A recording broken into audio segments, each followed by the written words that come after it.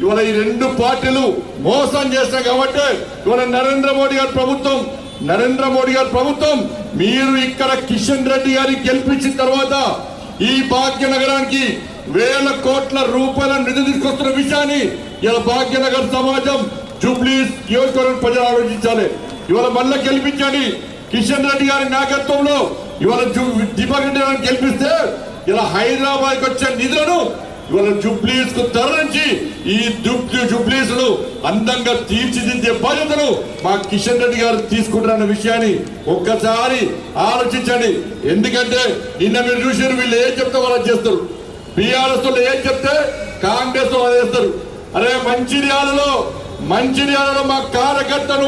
మా కార్యకర్తను వేధిస్తే, కాంగ్రెస్ వాళ్ళు వేధిస్తే మా మధుకర్ అనే కార్యకర్త ఆత్మహత్య చేసుకున్నాడు.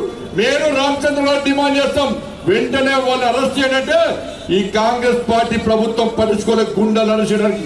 అరే నిన్న ఖమ్మం జిల్లాలో మా భారతీయ జనతా పార్టీ కార్యకర్త మీద దాడులు చేస్తే ఇవాళ అరెస్ట్ చేయమంటే అరెస్ట్ చేయలే.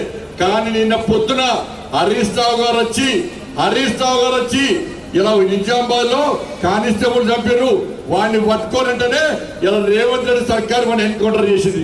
హరీష్ రావు చెప్తే ఎన్కౌంటర్ చేస్తారు, కానీ మా కార్యకర్తల మీద దాడులు చేస్తే అరెస్టులు చేయమంటే కాంగ్రెస్ పార్టీ వీళ్ళిద్దరు ఒకటే. కాళేశ్వరం పేరు మీద డ్రామా నడుపుతున్నారు. ఇలా రేవంత్ రెడ్డి అంటున్నాడు కాళేశ్వరం మీద సిబిఐ ఎంక్వైరీ అన్న, కాళేశ్వరం మీద సిబిఐ ఎంక్వైరీ అంటున్నారు కాంగ్రెస్ వాళ్ళు.